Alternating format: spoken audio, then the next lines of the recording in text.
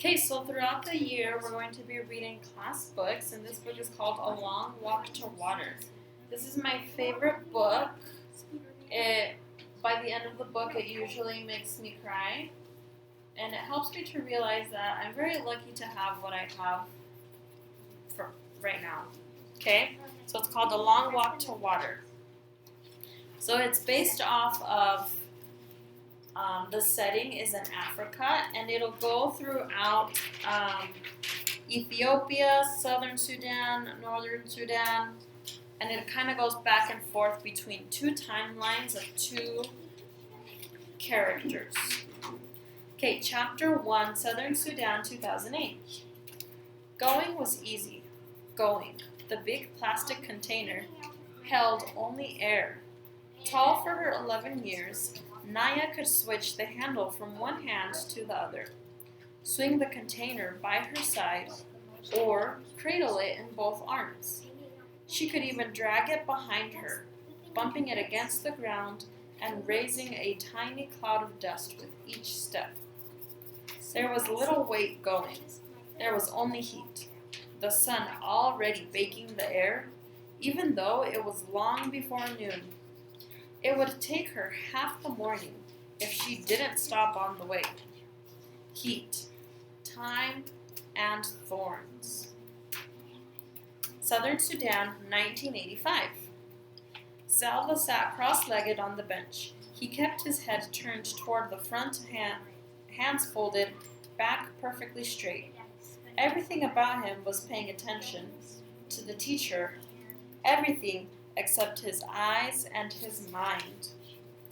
His eyes kept flickering toward the window, through which he could see the road home. Just a little while longer, a few minutes more, and he would be walking on that road. The teacher droned on with the lesson about the Arabic language. Salva spoke the language of his Dinka tribe at home. But in school, he learned Arabic, the official language of the Sudanese government, far away to the north. 11 years old on his birthday, Salva was a good student. He already knew the lesson, which is why he was letting his mind wander down the road ahead of his body. Salva was well aware of how lucky he was to be able to go to school. He could not attend the entire year, because during the dry season, his family moved away from their village. During the rainy season, he could walk to the school, which was only half hour from his home. Salva's father was a successful man. He owned many head of cattle and worked as their village's judge, an honored, respected position. Salva had 3 brothers and 2 sisters. As each boy reached the age of about 10 years, he was sent off to school. Salva's older brothers, Arik and Ring, had gone to school before him. Last year it had been Salva's turn.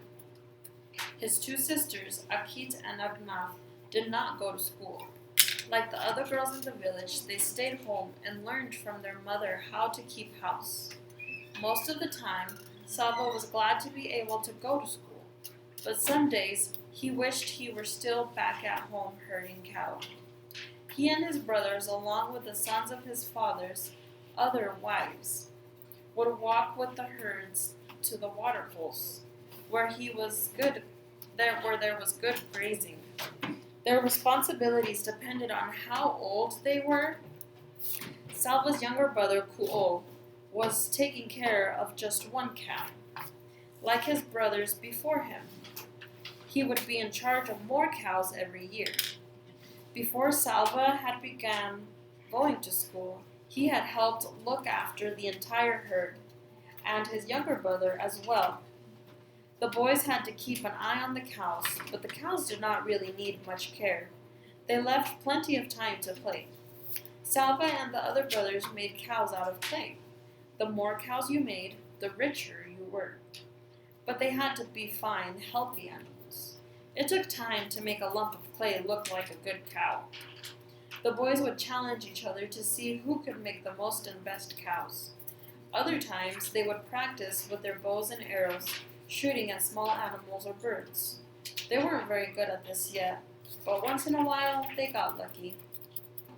Those were the best days, when one of them managed to kill a ground squirrel or a rabbit or a guinea hen or a goose. The boys' aimless play halted, and there was suddenly a lot of work to do. Some of them gathered wood to build a fire. Others helped clean and dress the animal. Then they roasted it on the fire. None of this took place quietly. Salva had his own opinion of how the fire should be built, and how long the meat needed to cook, and so did each of the others. The fire needs to be bigger. It won't last long enough. We need more wood. No, it's big enough already. Quick, turn it over before it's ruined. The juices dripped and sizzled. A delicious smell filled the air. Finally, they couldn't wait 1 second longer. There was only enough for each boy to have a few bites. But oh, how delicious those bites were. Salva swallowed and turned his eyes back toward the teacher. He wished he hadn't recalled those times, because the memories made him hungry. Milk. When he got home, he would have a bowl of fresh milk which would keep his belly full until supper time. He knew just how it would be. His mother would rise from her work grinding meal and walk around to the side of the house that faced the road. She would shade her eyes with one hand, searching for him. From far off, he would see her bright orange headscarf, and he would raise his arm in greeting. By the time he reached the house, she would have gone inside to get his bowl of milk ready for him. Crack! The noise had come from outside. Was it a gunshot? Or just a car backfiring? The teacher stopped talking for a moment. Every head in the room turned toward the window. Nothing. Silence. The teacher cleared his throat, which drew the boy's attention to the front of the room again. He continued the lesson from where he had left off. Then, crack! Pop, pop, crack, crack! Gunfire! Everyone down! The teacher shouted. Some of the boys moved at once, ducking their heads and hunching over. Others sat frozen, their eyes and mouths open wide. Salva covered his head with his hands and looked from side to side in panic. The teacher edged his way along the wall to the window. He took a quick peek outside. The gunfire had stopped, but now people were shouting and running. Go quickly, all of you, the teacher said, his voice low and urgent. Into the bush, do you hear me? Not home. Don't run home. They will be going into the villages. Stay away from the villages. Run into the bush. He went to the door and looked out again. Go, all of you, now. The war had started 2 years earlier. Salva did not understand much about it, but he knew that rebels from the southern part of Sudan were here, where he and his family lived, were fighting against the government, which was based in the north. Most of the people who lived in the north were Muslim, and the government wanted all of Sudan to become a Muslim country, a place where the beliefs of Islam were followed. But the people in the south were of different religions, and did not want to be forced to practice Islam. They began fighting for independence from the north. The fighting was scattered all around southern Sudan, and now the war had come to where Salva lived. The boys scrambled to their feet. Some of them were crying. The teacher began hurrying the students out the door. Salva was near the end of the line. He felt his heart beating so that its pulse pounded in his throat and ears. He wanted to shout, I need to go home. I must go home. But the words were blocked by the wild thumping in his throat.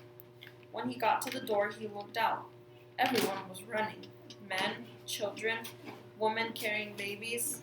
The air was full of dust and that had been kicked up by all those running feet. Some of the men were shouting and waving guns. Salva saw all this with one glance. Then he was running too, running as hard as he could into the bush, away from home. That's chapter 1. Okay,